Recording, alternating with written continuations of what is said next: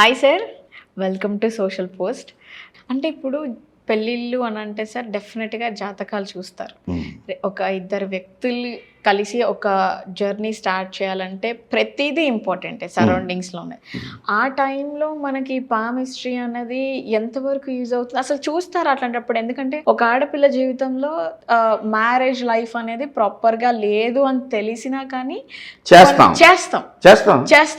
So అంటే ఆ కర్మ మనం అనుభవించాలి అని చెప్పేసి పాంలో ఉంటుంది. బట్ దాన్ని ఎలా సాల్వ్ చేసుకోవాలి? దాన్ని ఎలా సాల్వ్ చేస్తామంటే ఎక్కడ ఏ విభాగంలో లోపం వస్తే దానికి కారణాలు, ఆ డిఫరెన్స్ కి కారణాలు చాలా ఉంటాయి. ఇద్దరి మధ్య, భార్య భర్త ఇద్దరి మధ్య, అవి శారీరక కారణాల, మానసిక కారణాల, ఆలోచనలో లోపమా, వ్యత్యాసమా, లేకపోతే సంపదలో వ్యత్యాసమా, ఇవన్నీ కారణాలు అవుతాయి. శారీరక కారణం అంటే ఇద్దరు కలయిక, ఆ భావాలు ఎలా ఉన్నాయి, దాన్ని మనం ఎలాగా మలుచుకోవచ్చు, ఏది కారణం అయితే అది.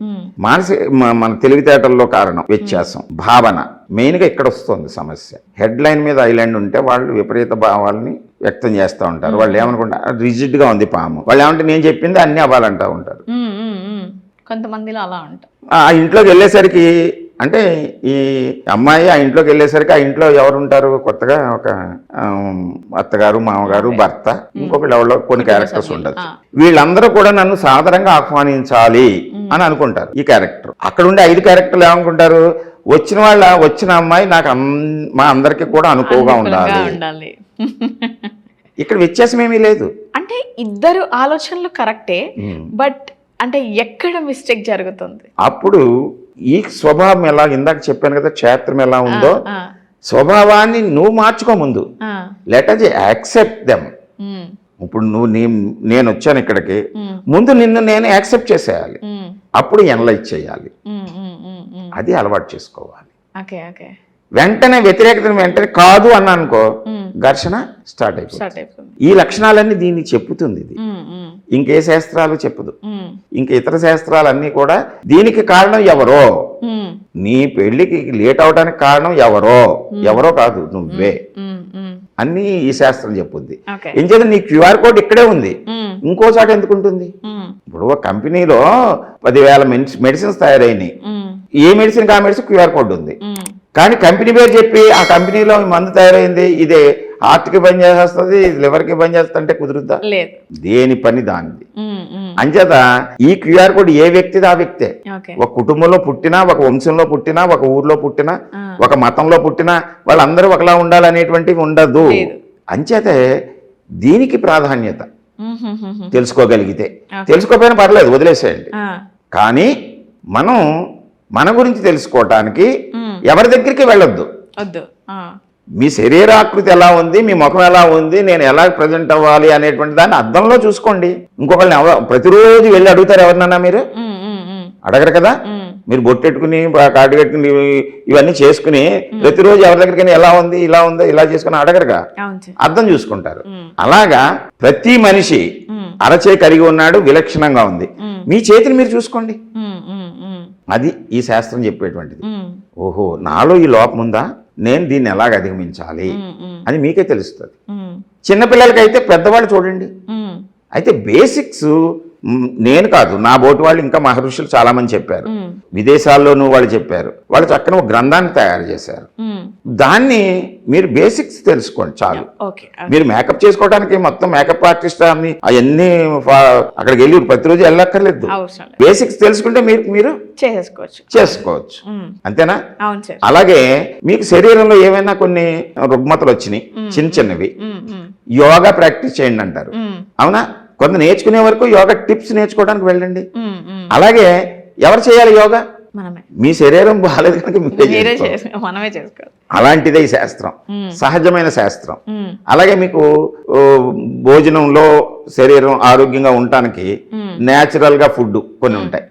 ఆ ఫుడ్ ఎలాగ మీరే తయారు చేసుకోవచ్చు, మీరే సెలెక్ట్ చేసుకోవచ్చు. అంతేనా? అంటే ప్రతిరోజు ఎవరో సెలెక్ట్ చేయక్కర్లేదు.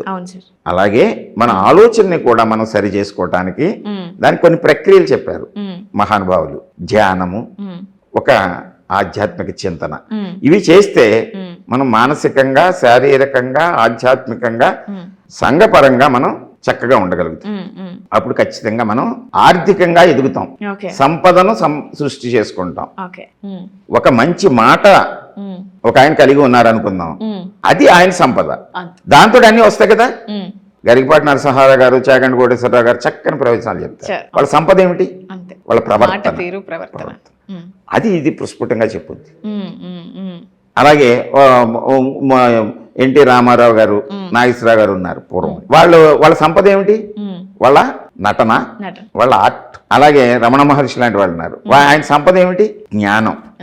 అంటే ప్రతి వ్యక్తికి ఒక ఎసెట్ ఉంటుంది, అది మన చేతుల్లోనే ఉంటుంది. దాన్ని పాడు చేసుకోవాలన్నా, బాగు చేసుకోవాలన్నా ప్రారంధాన్ని కొన్ని అనుభవించి తీరాలి. కొంతమంది ఉంటారు వికలాంగులుగా పుడతారు, మానసిక వికలాంగులుగా ఉంటారు, వాళ్ళ జీవితం అంతా అలాగే ఉంటుంది. అది కూడా ఇక్కడ చెప్పేస్తుంది. వాళ్ళని మనం ఏం చేయగలం? అనుభవించాలి అంతే. మానసికంగా అన్ని సవ్యంగా ఉండి శారీరకంగా ఉన్నప్పుడు మనం ఈ చెప్పేటువంటి రేఖలను బట్టి మన సంపదను వృద్ధి చేసుకోవచ్చు, మీ ధనాన్ని వృద్ధి చేసుకోవచ్చు, మీ ఆరోగ్యాన్ని కాపాడుకోవచ్చు. ఓకే. సో ఇప్పుడు మీరు చెప్తున్న దాని ప్రకారం చేస్తే ప్రతిదీ ఇందులో కనిపిస్తుందమ్మా. అంటే ఖచ్చితంగా చాలా మంది ఏంటి అంటే నేను డబ్బు సంపాదించాలి, మంచి పొజిషన్లో ఉండాలి, ఒక బిజినెస్ చేయాలి, అది ఇది అని చెప్పేసి ఆ లక్షణాలు కూడా ఇందులో మనం క్యాలిక్యులేట్ చేయొచ్చు అంటారు? చేయొచ్చు, ఖచ్చితంగా చేయొచ్చు. వాళ్ళ జాతకాన్ని బట్టి ఇది చూడడమా, లేకపోతే డైరెక్ట్ గా దీన్ని చూసి అలా ఏమైనా డిసైడ్ చేసి? జాతకం వేరు. Okay okay. జాతకం అంటే పుట్టిన సమయము, ఇంకా సబ్జెక్ట్ వేరు. ఇప్పుడు నేను చెప్పింది ఒకటే ఎగ్జాంపుల్, మొదటి నుంచి చెప్తున్నాను. ఒక వస్తువు, ఒక సెల్ ఫోను, లేకపోతే ఒక మెడిసిన్, దాని క్యూఆర్ కోడే చూడాలి తప్ప మీరు ఏ క్యూఆర్ కోడ్ అలా కదా తయారైన కంపెనీ బట్టి వెళ్ళిపోతానంటే ఎలాగా? అంటే దానికి కూడా ప్రామినెన్స్ ఉంటుంది, కానీ ఆ కంపెనీ వాడు స్పెసిఫికేషన్ ఆ ప్రొడక్ట్ మీద పెడతాడు. అలాగే భగవంతుడు మన క్యూఆర్ కోడ్ని ఇక్కడ పెట్టాడు. ఈ క్యూఆర్ కోడ్ని డీకోడ్ చేయడానికి ప్రయత్నం చేసుకోండి. మీ క్యూఆర్ కోడ్ని మీరు అర్థం చేసుకోండి, మీ కర్మను మీరు తెలుసుకోండి, చక్కగా ఆనందంగా జీవించడానికి ఈ శాస్త్రాన్ని వినియోగించుకోండి. భగవంతుని ఆరాధించండి. మన కర్మలకు కారణం ఆయనని చెప్పేసి, లేదా నవగ్రహాల యొక్క శక్తిని నమ్మండి. మరి లేకపోతే సూర్యుడి నుంచి వచ్చే కాంతితోటే మనం జీవిస్తున్నాం కదా, దాని ప్రభావం లేదంటే ఎలాగా ఉంది. కానీ మనలో ఉండేటువంటి రుగ్మతకు ఆయనే కారణం అని మాత్రం చెప్పొద్దు. పూజించండి, ఆరాధించండి, కోరికతోటి చేయకండి. ఎవరో ఏదో మార్చేస్తారని మాత్రం భ్రమల్లో ఉండకండి. ఈ శాస్త్రాన్ని చెప్పినందుకు, డాక్టర్ వైద్యం చేస్తున్నందుకు ఆయన నేర్చుకున్నాడు కనుక కొంత ఫీజు తీసుకోవచ్చు. లేని రుగ్మత మీకు పెట్టేసి దీనికి ఆ టెస్ట్ చేయాలి, ఈ టెస్ట్ చేయాలని చేసి రాడేసి అనవసరమైన మందులన్నీ వస్తే ఆయన కరెక్ట్గా చేస్తున్నట్లు. అదే విధంగా ఈ శాస్త్రాలు, జాతక శాస్త్రాలు తెలుసుకున్న వాళ్ళు మీకు లేనటువంటి దోషాలని అంటగట్టేసి దానికి కారణం ఇదే, అందువల్ల ఈ దోషం నివారణకి ఇది చేయవద్దు, అలా మోసం చేయొద్దు. మిమ్మల్ని మీరు తెలుసుకోవడానికి మార్గం చూపెట్టండి. మీలో లోపానికి కారణం మీరే. అంటే చాలా మంది ఇప్పుడు నా చెయ్యి ఎవరికి చూపించొద్దు అన్నారు, నేను ఎక్కువ పామ్ రీడింగ్ కి నేను సపోర్ట్ చేయను అని చెప్పేసి చెప్తూ ఉంటా. అసలు ఎందుకు చూపించద్దు సార్? అంటే ఎందుకు చూపించకూడదని అన్నారంటే, ఇప్పుడు ఈ సోషల్ మీడియా వచ్చిన తర్వాత, అంటే అంతకుముందు కూడా నేను గొప్పవాడిని అని చెప్పుకోవటం కోసం మీ చేయి చూసి నేను పలానా వాళ్ళకి ఇలా చెప్పాను, ఆవిడ ఇలాగంది, ఈవిడ ఇలా అంది అని మనం ఇతరులకు చెప్పేస్తామేమో అనేటువంటి ఆలోచనతోటి ఎవరికి చూపించొద్దు. ఎందుకు చూపెట్టకూడదు? మనకు అనారోగ్యంతో డాక్టర్ దగ్గరికి వెళ్ళట్లేదు మనం. ఎవరికి మనం ఈ శరీరాన్ని చూపెట్టకూడదని, టెస్ట్ చేయకూడదని ఆగిపోం కదా.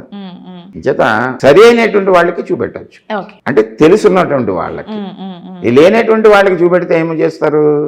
మిమ్మల్ని భయపెట్టాలన్నా భయపెట్టాలి, లేకపోతే మిమ్మల్ని పొగడాలి, రెండే. దేనికి మీరు లొంగుతారో చూస్తాడు. సాధారణంగా భయానికి ఇప్పుడు ప్రతి వాళ్ళు లొంగుతారు.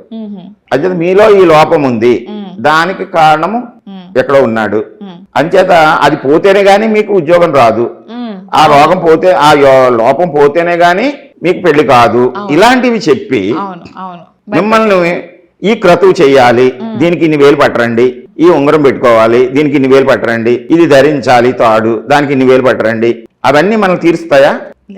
అవన్నీ అవసరం లేదు. మీరు విజ్ఞతతోటి భగవంతుడిని నమ్ముకుని మీరు మిమ్మల్ని సాధన చేసుకోండి, మిమ్మల్ని మార్చుకోండి, మీ భవిష్యత్తుని మీరు సరిదిద్దుకోండి అని చెప్తుంది సాముద్రికం.